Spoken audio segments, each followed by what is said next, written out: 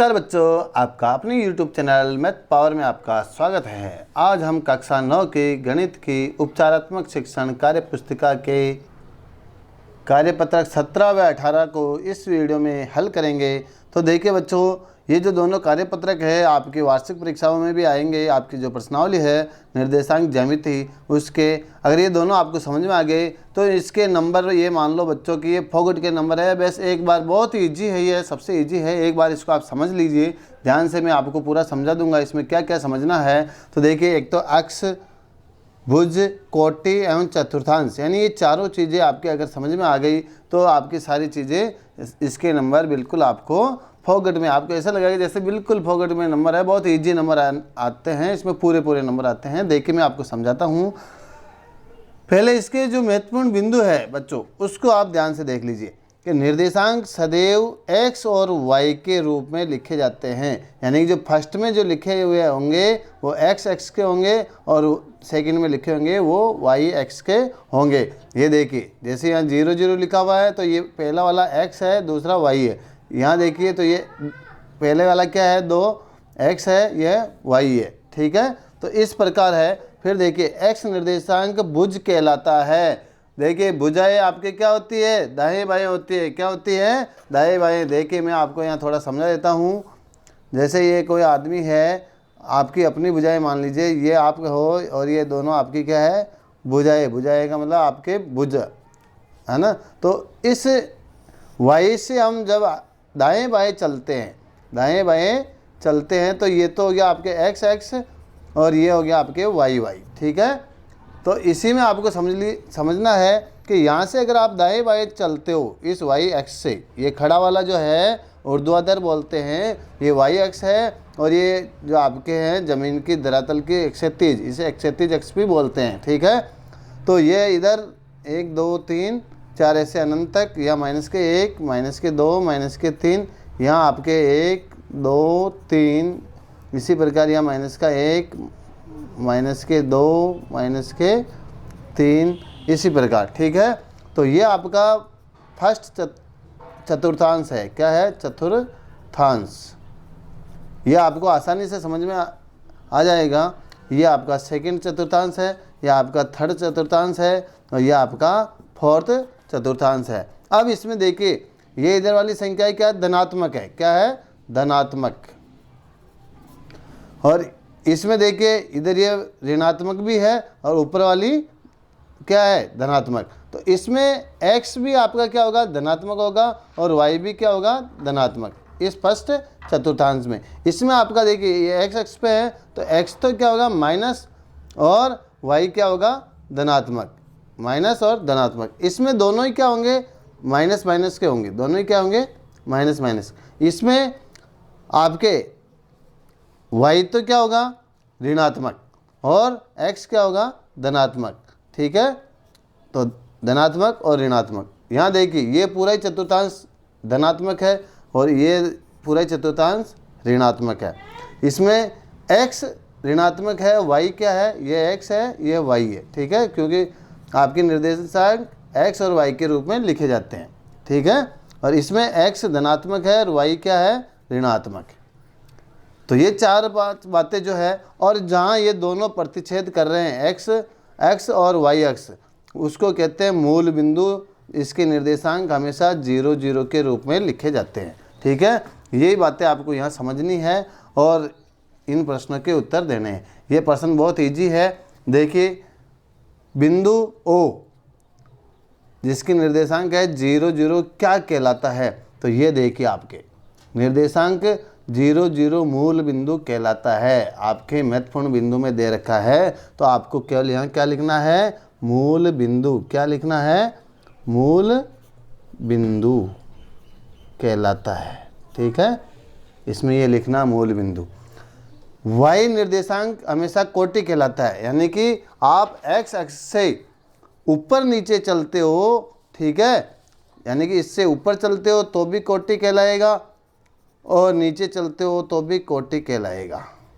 और इस y अक्ष से, यानी खड़े वाले अक्ष से दाएं बाएं चलते हो तो वो आपके क्या कहलाता है, भुज कहलाता है। क्या कहलाता है, भुज। ये दो बातें आपको ध्यान में रखनी है। अब देखिए बच्चों, दूसरा प्रश्न है बिंदु ए 2 x इसका मान क्या है 2 और y का मान क्या है 0, तो कौन से अक्ष पर स्थित है। तो आप देखिए ए बिंदु पे चलिए, आप इसको पैराग्राफ को देखिए, यहाँ देखिए, यहाँ से ये ए बिंदु है, ये कौन से एक्स पे है, यानी इस रेखा के ऊपर कोई भी बिंदु है तो वो एक्स एक्स पे आएगा, और खड़े वाली रेखा पे है यानी तो वो वाई एक्स पे आएगा। और ध्यान रखना, आपको केवल निर्देशांक से ही पता लगाना है कि ये कौन से एक्स पे है। तो अभी तो ये देखो एक्स एक्स पे आ रहा है, तो यहाँ आपको एक्स एक्स लिखना है, लेकिन कैसे पता लगेगा एक्स एक्स पर, ठीक है, कैसे पता लगेगा। तो देखो, अगर आपके x का मान संख्या में है और y का मान 0 है तो ये x x पे होगा। अगर y x पे है तो वो y का मान तो संख्या में होगा, x x क्या होगा 0 होगा। ये बात आपको ध्यान रखनी है। तो देखिए प्रश्न नंबर 3 इसी का है। तो ये क्या कह रहा है, बिंदु b 0,3 कौन से x पर स्थित है। तो ये आपको साफ दिख रहा है कि y का मान संख्या में है तो y x पे होगा। तो देखिए ये बिंदु b, ठीक है, कौन से x पे है y x पे, यानी y वाली जो रेखा है खड़ी वाली इसके ऊपर है, तो आपको यहाँ लिखना y x पर, y x पर, ठीक है।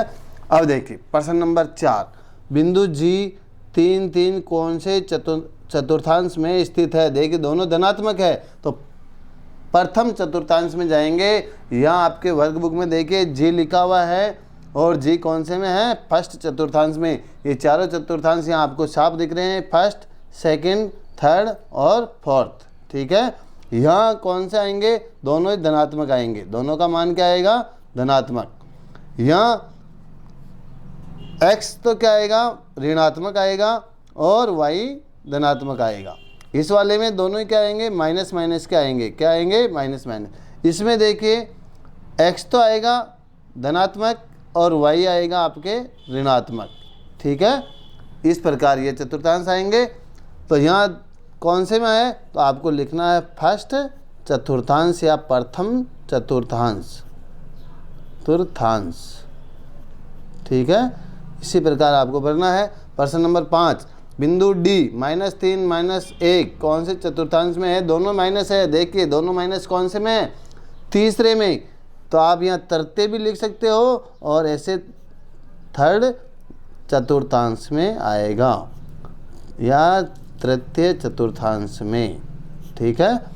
अब देखिए प्रश्न नंबर 6, बिंदु E के निर्देशांक क्या है। तो बिंदु E कहाँ है, तो आप इसमें देखिए पे E कहाँ पर, ये रहा, ठीक है। इसको आप जूम करके भी देख सकते हो, ये E है, ये देखिए ये यहाँ है। अब पहले x लिखते हैं, तो x का मान तो क्या है 4, यहाँ से x y से दूर जाएंगे तो x का मान आएगा, ठीक है। तो क्या है 4 और y पे आ रहा है तो -2। तो यहाँ आपको क्या लिखना है 4 प्लस के हैं और y का मान -2, ये आपको भरना है, ठीक है। अब देखिए प्रश्न नंबर 7 है, बिंदु F कौन से अक्ष पर स्थित है। तो देखिए F कहाँ लिखा हुआ है, या नीचे, और कौन से x पे है y पे, ठीक है। तो यहाँ आपको लिखना y अक्ष पर, ठीक। बिंदु H कौन से चतुर्थांश में है तथा इसके निर्देशांक क्या है। तो बिंदु H देखिए कहाँ है, ये G हो गया, ये B हो गया, ये H, ठीक है। तो यहाँ H दूसरे चतुर्थांश में है और निर्देशांक लिखने हैं। तो यहाँ पहले तो लिखिए सेकंड चतुर्थांश,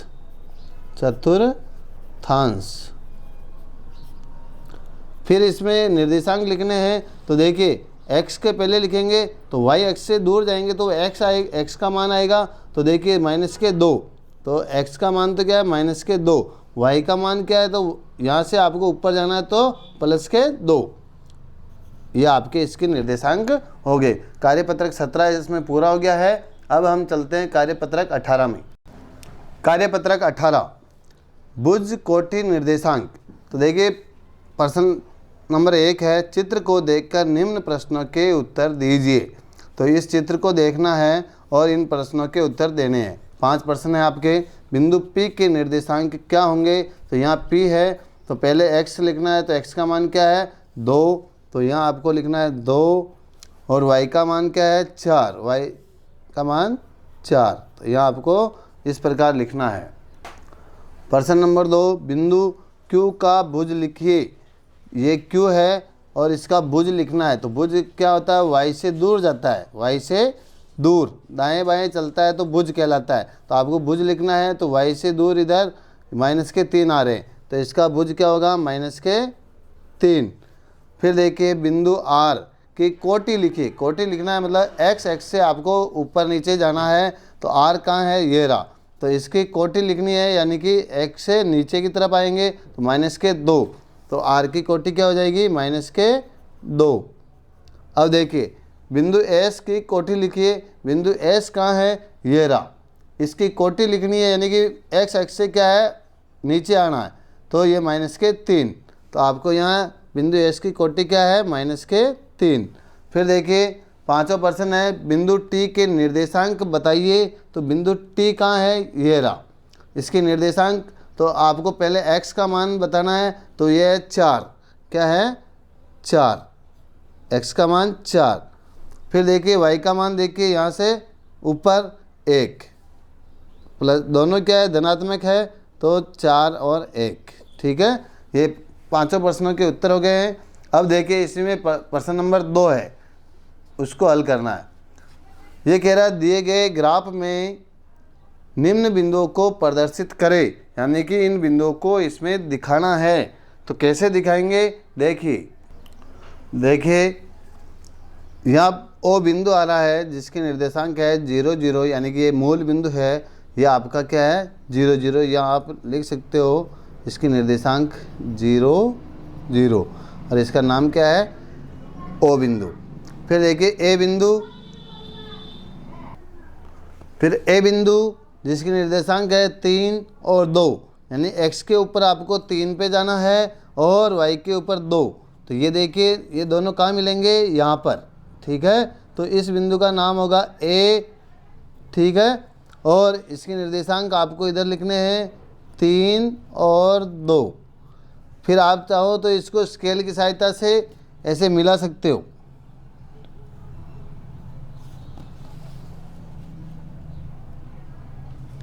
इस प्रकार इनको मिला दीजिए।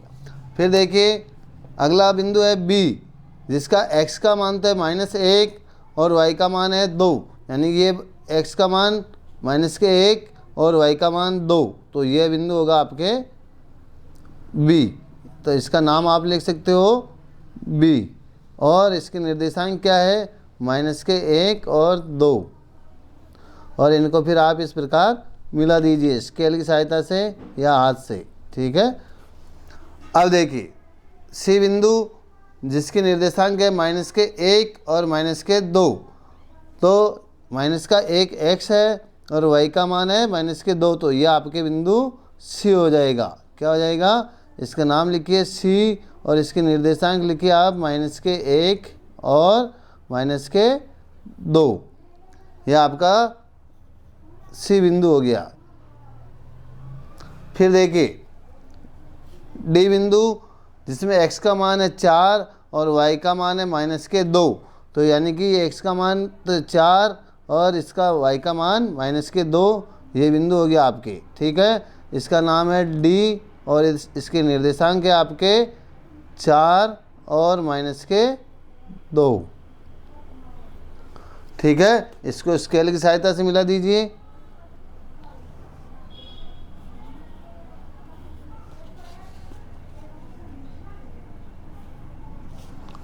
अब देखिए ई बिंदु x का मान है -3 और y का मान है 0, ठीक है। x का मान है -3 और y का मान है 0, तो यह आ जाएगा आपके, ठीक है।